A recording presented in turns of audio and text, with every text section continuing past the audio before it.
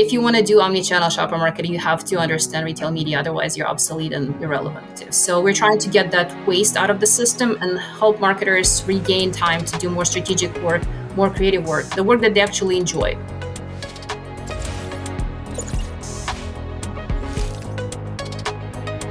Well, welcome to the Data-Driven Marketing Podcast, where we explore how marketers can move faster, plan smarter, and make better decisions.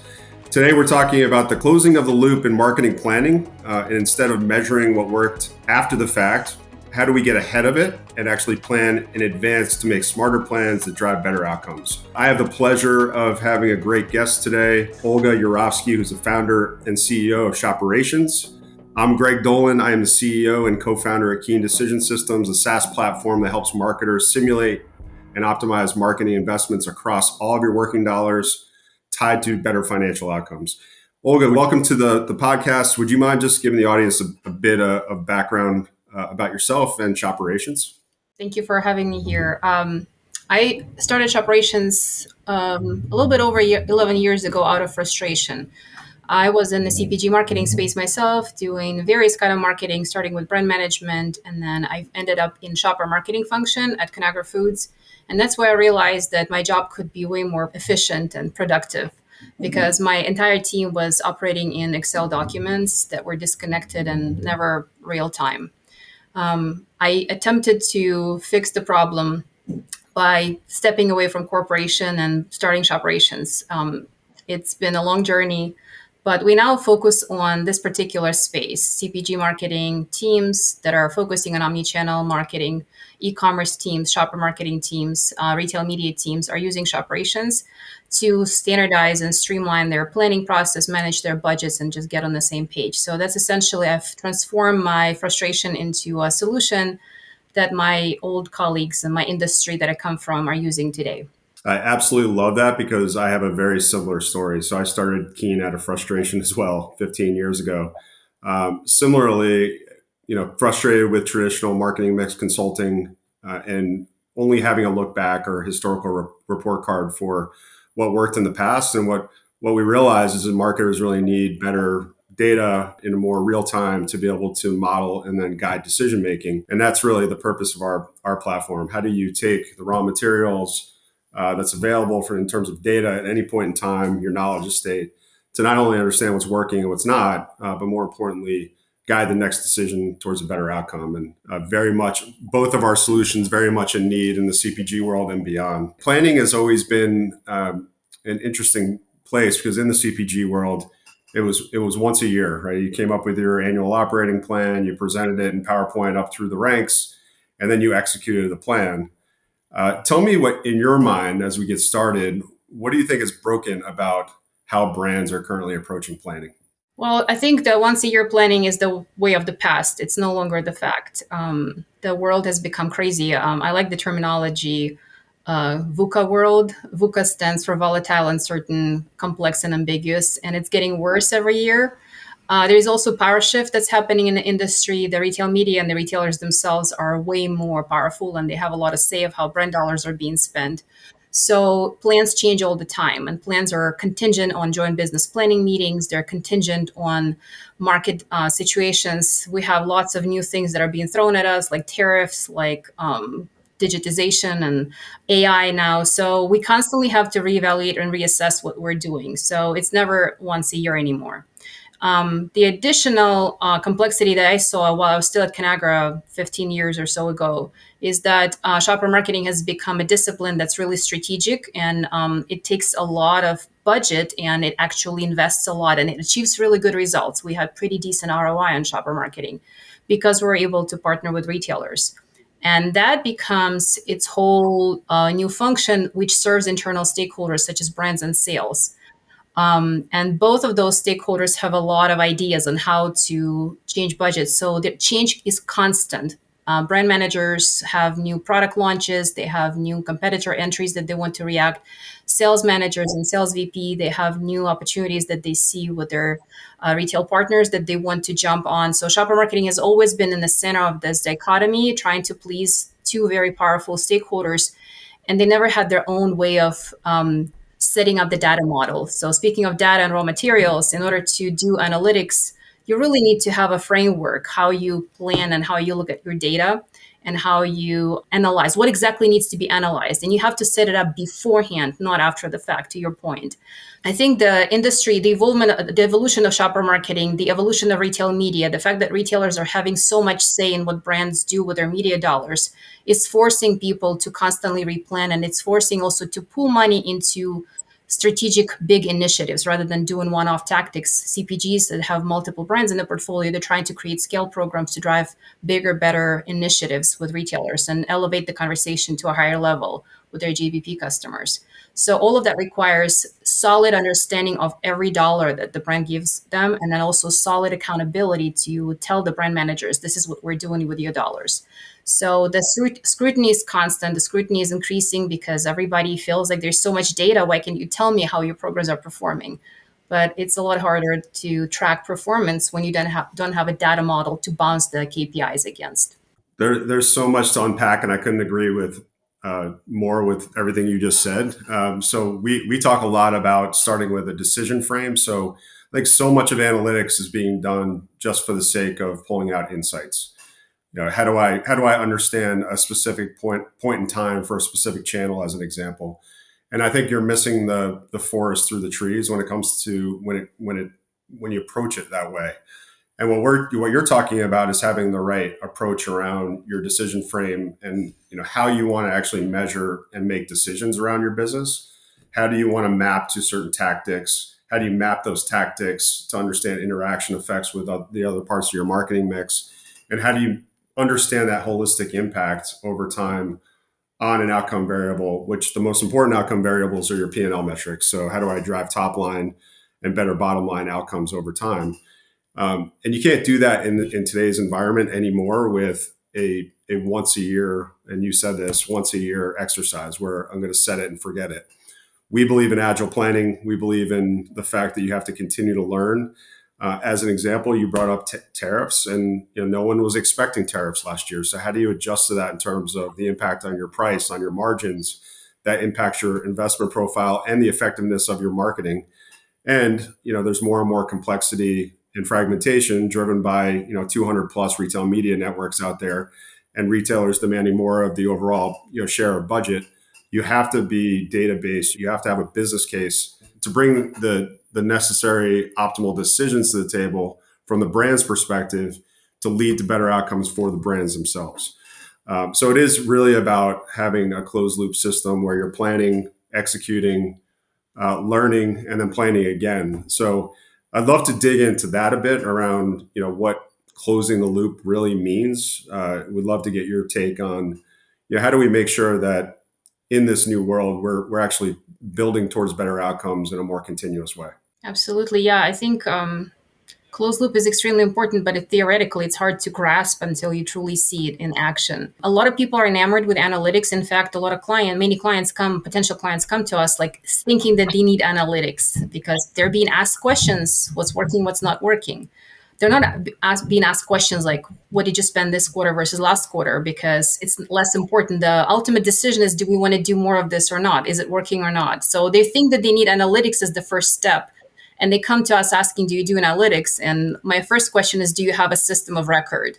Where do you keep your campaigns? Where do you plan? Where do you track your executions? Do you have raw materials for analytics? Because there are very smart people out there like Keen who can do analytics day and night. But if you don't have raw materials, they will have to go and collect them by hand. And it's extremely time consuming, extremely expensive, and the data accuracy suffers. So what we have to do with many clients is walk them back several steps and say, let's crawl first before you run. Let's establish a taxonomy, your data model. Let's track your spend in a way that you understand, that you can regurgitate and explain to your vendors, where you can get the KPIs and map them back to your plans, and then understand when you invest a dollar in these tactics, it does drive results. And the example of how not to do it, like we just spoke to one potential client who says we have 15 share folders on SharePoint where we have files by different vendors because we work with 15 different vendors. And all of those files are disjointed. They have completely different structure. Naming conventions are not aligned. We need somebody to help us with that. And that's exactly where operations comes in. And we should sit down and say, all of these tactics are called many different ways. What do you want them to be called? Like, what name makes sense? How granular do you want to go? Do you want to aggregate certain tactics into just in store versus online versus retail media? Or do you want to have very granular details? Because your decisions will be based on how granular you plan. So you set up the model, you create naming conventions for your tactics, your campaigns, your big initiatives, your vendors, product list, because you really need to track every single aspect of your campaign in order then to optimize across multiple dimensions. So we go into this exercise, which is not very sexy, to be honest. Like many marketers don't like it. It's very annoying. They just want to go and start building big ideas. They want to see some results and outcomes. They want to do creative work. That's what they've been trained. But we have to force them to do this data mapping or taxonomy exercise, and it takes several weeks usually to land on the model that works for them, that they can actually understand when the reporting comes back. I can actually make decisions around that. So that's how we think about closing the loop, is that when the results come back, it should be immediately mapped to your original plans. And you should be able to quickly see what I'm not going to do anymore, what I'm going to do more often, what I'm going to tweak further. It's as simple as that, but it's not as simple to set up. It requires deliberate action. It requires foresight. Lots of people need to be brought into the table. It's a collective effort to develop this model, because you don't want to just one person dictate. It has to be approved, and you have to have a buy-in from everybody who's going to be planning and making decisions based on the results. So it's a lot of change management, people management. It's not a technological problem. It's a people problem. It's a data structure model, I would say, first and foremost. Implementing that in the cloud and then launching the software is an easy part. It's actually fun. That's amazing, and it's amazing how many clients of ours in the CPG world still have all their shopper marketing data, again, very disjointed in spreadsheets, and we're getting spreadsheets that are very disorganized, and then we have to do all the mapping to our system to be able to analyze it. It just takes more time to get to an answer. So there's opportunity cost there as well. You can't get to the next Mhm. decision around optimization unless you have the right taxonomy. It's set up with the right decision frame, and you can act. And what if you do have that set up, to your point, and this is what the beautiful partnership between Shopperations and Keen, we're able to pull those raw materials in real time to be able to analyze and optimize in real time to guide that next decision and the next execution plan. So that's to me what the key that's really the difference between being okay and being great, is being able to really have the organization, and it does take change management to be able to quickly analyze information, to understand what worked, what didn't work, but most importantly, then optimize for that next campaign. So you're doing that next campaign even more effectively than the last campaign and driving a better outcome. And Absolutely. that's continuous. That's continuous planning. That continuous feedback loop from data through modeling, understanding measurement for a brief moment in service of that next decision and the forecast and the expectation around that outcome. I also want to dial into your point about timelines and speed of decision making, because it's very important, especially these days when the world changes with the speed of light. When we're used to do marketing mix modeling once a year and inform our next plan, maybe that was enough in 1990s or early 2000s. Right now, you have to optimize on the fly. And the other thing is that in CPG marketing, when you talk about omni-channel shopper marketing, it's not enough to just optimize impressions and engagements and just online conversion. It's great. Like, obviously, you need to do that. But if you're not optimizing your joint business planning process, if you're not going to your retail customers months and months in advance to secure your incremental merchandising, secure extra product flowing to the floors, to secure their buy-in into your core important initiatives, you're missing even bigger piece of the pie on the table. You really are not maximizing the opportunity to truly become partners with your retailers. And in order to prepare for JBP, you have to be ready as soon as the results are in. You want to bring the real data about performance, and you don't want to wait a full year because it's going to be too late to activate it this next year. You're going to skip a year. So for digital media, when you buy media, you can optimize quickly because it's all digital. It's not really requiring a lot of human component. But if you are in sales or in CPG shopper marketing, and you do want to drive results with JBP, you absolutely need to know the results as soon as possible, because you're selling in your next fiscal year, next quarter continuously, and your time planning horizons are a lot longer than in the digital media. Absolutely. JVP is so important. And again, it's a partnership, but when most of the data really resides with the retailer, and you're reliant on them to be on shelf and to be able to support the brand, a lot of the leverage is with the retailer. So if you come in and you have to wait for results and don't have a business case to be able to negotiate that JVP, it's going to really be difficult for the brand to have any leverage in that discussion at all.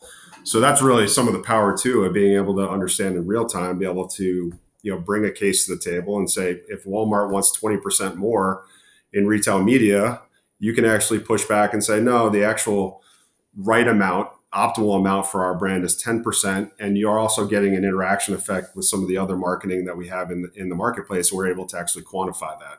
So all those pieces go into that. And to your point, it has to be timely. We can't wait once a year for an analysis that may come too late to provide the brand with any leverage in those conversations. The other piece that I really want to dig into, and it comes around organizational structure, because what we've seen over the last decade plus in CPG is a move to more silos.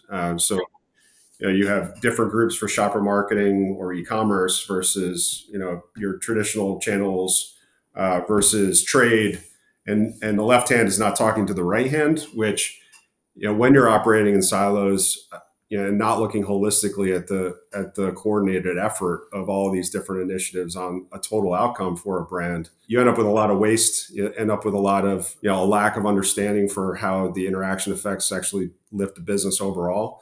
Would love to get your perspective on teams working in silos versus being able to coordinate and really look across a business and developing plans. I think it's a really interesting phenomenon where a new concept or new capability emerges on the market, and oftentimes there is a specialized team that tries to tackle it. When e-commerce was starting to develop, many companies established e-commerce center of excellence just to understand what it is, how do you maximize the potential. And I think it's the right thing to do. You really don't want to distract the main business with figuring out, like, is there potential? But once it becomes mainstream, once you gain experience and insight on how to operationalize it and commercialize it, it has to be decentralized because it becomes part of your day-to-day conversations with retailers. You cannot just have a separate e-com team managing your retailer plans. And retailers are doing the same. Retailers also merging their mainstream buyers with e-commerce buyers, bringing desks together. So it's a normal behavior to have silos initially, but it's the right time. At the right time, they have to become decentralized and they have to embed the capability into the commercial teams. Similarly, with retail media, I see that many companies established retail media department or gave retail media buying capabilities role to their media agencies. I think it should not be like that for a long time. So once retail media figured out technicalities of it, once you figure out how to optimize retail media, it has to be part of the JVP conversation. Therefore, a classic shopper team or omni-channel team within the customer needs to own the plan. Maybe not the hands-on keyboard, maybe not the tactical execution, but the budget and or strategic oversight has to be integrated with the in-store e-com retail media. They have to be planned holistically.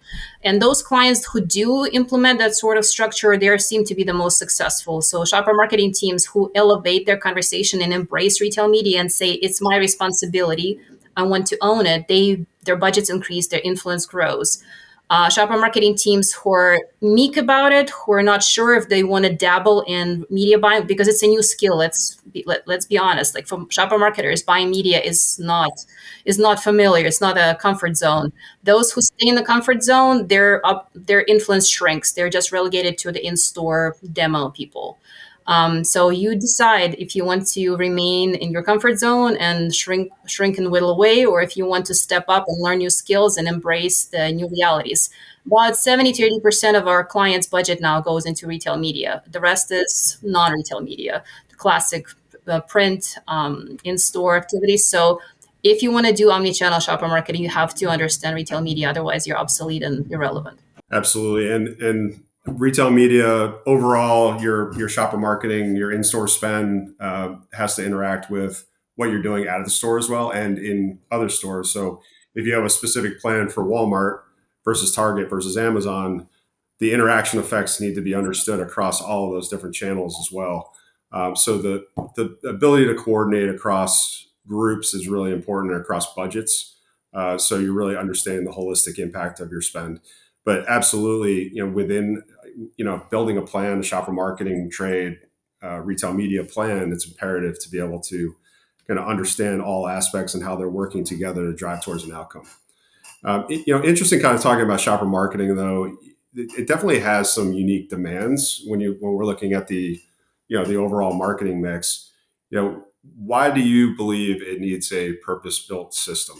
Because shopper marketing is the most strategic function, to be honest. I would argue it's the most strategic function because it connects to retail. I think it has a tremendous potential if it's done right. So it deserves a system because the budgets are big and growing. So retail media, if it's part of shopper marketing, is becoming more and more influential. So we've seen budgets double and triple with our clients. So you really don't want to manage that on a spreadsheet. That's one thing. The other reason is, like I mentioned earlier, shopper marketing is in a crossroads between brand and sales. And it constantly has to answer questions about where's the money, what is happening, how is it performing. They have many internal clients that they have to please and serve with. And all of the clients come to them usually with questions and they expect certain format. They send them a spreadsheet to fill out or a PowerPoint with bullet points to respond to. And it's extremely time consuming. You really cannot afford to have 15 brand managers nagging your team for updates, plus 15 other sales VPs doing the same. You essentially become the administrator and responding to internal requests. What Shopperations offers is a system where you plan once, and you plan pretty granularly and on a pretty high level of detail because anybody who comes in should understand what it is that you've just planned and where it's standing. And then any question that comes in from your manager, from finance, from brands, from sales, they can be answered in a matter of a couple of clicks. In fact, we can train them to learn how to use Shopperations, pull up calendars, filters, run reports so they can do a self-serve. And your team no longer serves internal questions which are very tactical in nature. What's my coupon? Is the program still on? Did you buy media? Do we have a commitment for that LCM?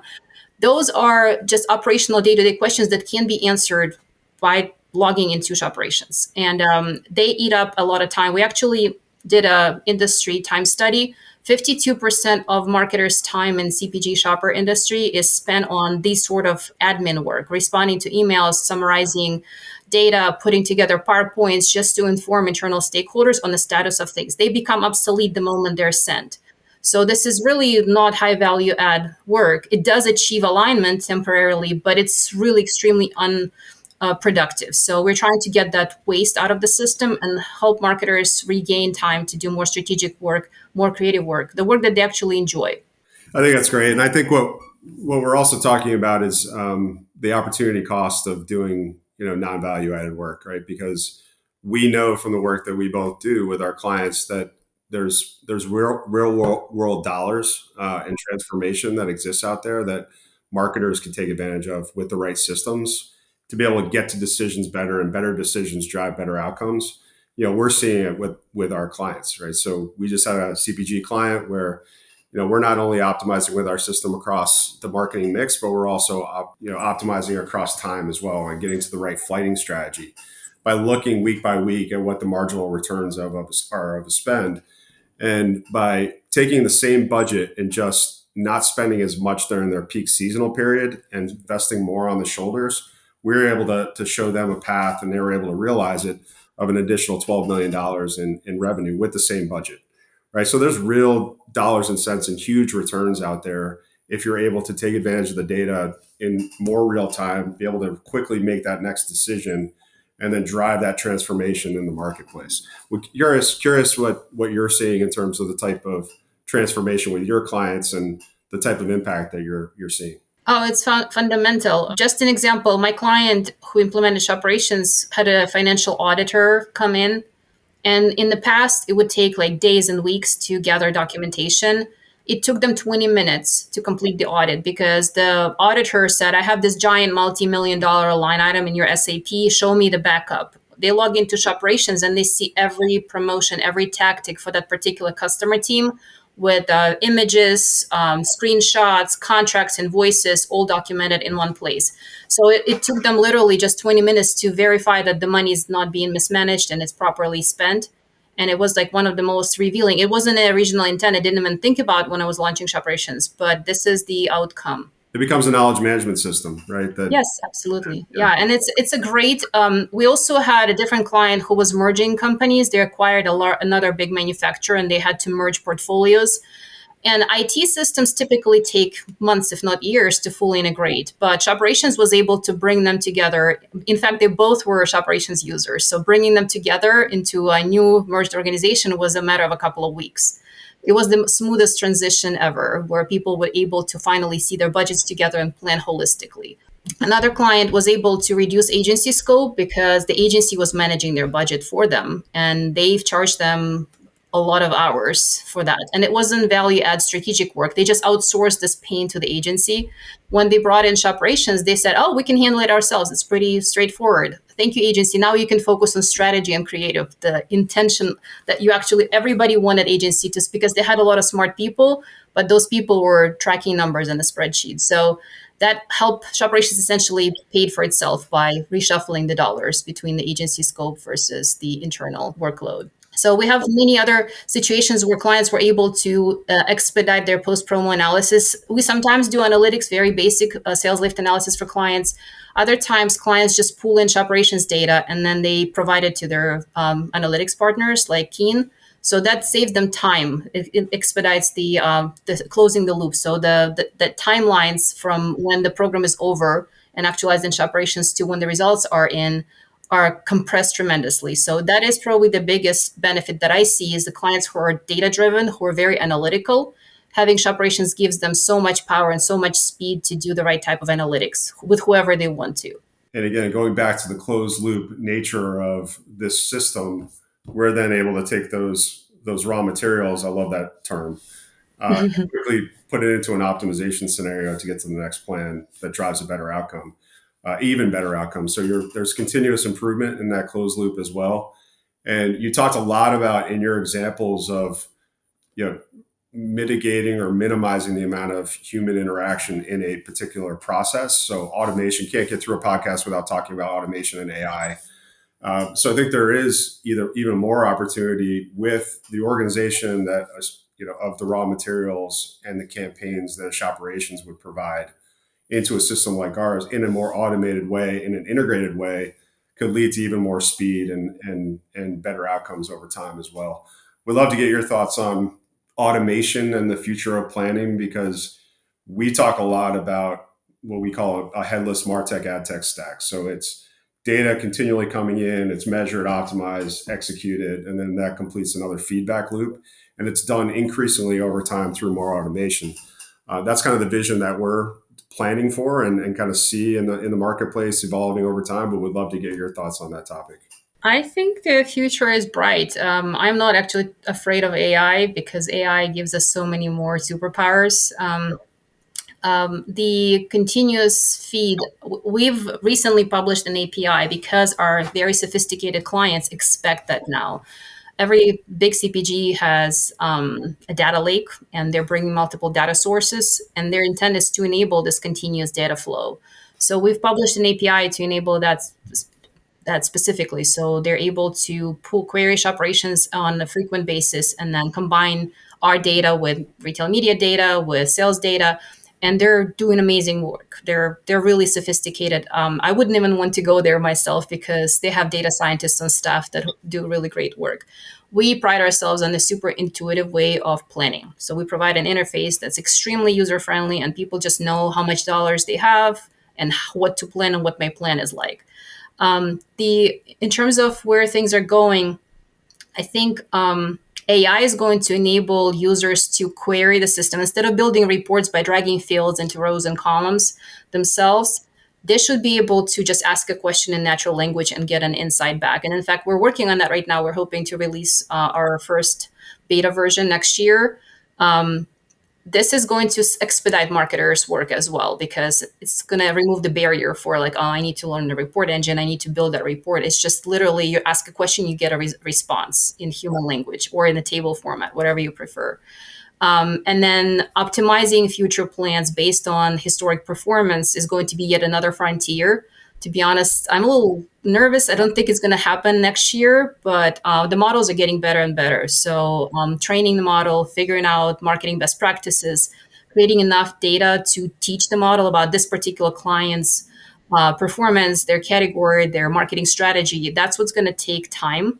And marketers are already on that journey as well. So I welcome anybody who's interested in trying operations and then also helping build this capability together, where we design a bot that will help you not only query the system and explain what's happening, but also recommend marketing activities by customer, by retail customer, by brand, by tactic, by vendor. This is exactly what we'll be working on in the next year or two. So that's great news because that's what we're doing. So we should have more conversations about that. Absolutely, yes. Yeah, our plan is to actually build that agentic solution where you're prompting the system to build you an optimal plan, and through our MEE intelligence layer, which is our proprietary marketing elasticity engine, elasticities that feed our models and our meta model, and kind of customizing that based on the business, the dynamics and identifiers of the business, to be able to build those plans automatically. And then eventually feed that automatically into a DSP to buy the media, right? So it's coming, and I think the technology is advancing fast, and I think it's gonna free up marketers to your point, do a lot of the strategy and creative work. Although there's dynamic creative development and generative AI on that side as well, um, to be able to just move faster and drive better outcomes. I think we're running out of time, which I wish we could have this conversation go on forever. I'm really enjoying it, but if there's any final advice for marketers based on how you see the world, how Shoparation sees the world, what advice would you give the CPG marketer?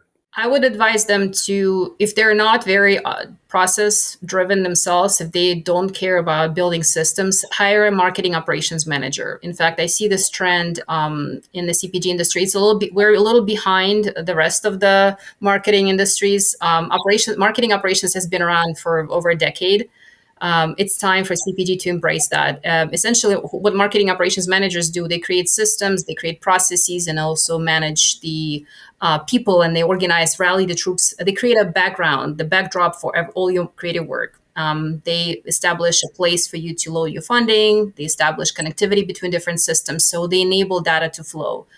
And they may not be engaged in specific activations. That's not their role, but they should understand what marketers do. So a lot of times, I would say shopper marketers, because they have such a vast background and they understand so much because they had to learn so many things in the last 10 years. Hire a shopper marketer who's done the work, but is also very process oriented and data driven to champion that work. They'll obviously need IT liaisons to make it happen, but you really need a marketer to champion this work. And the sooner you do that, the easier. It's an investment and it's going to take time, but the sooner you do that, the more agile and efficient and ready for the future you'll be.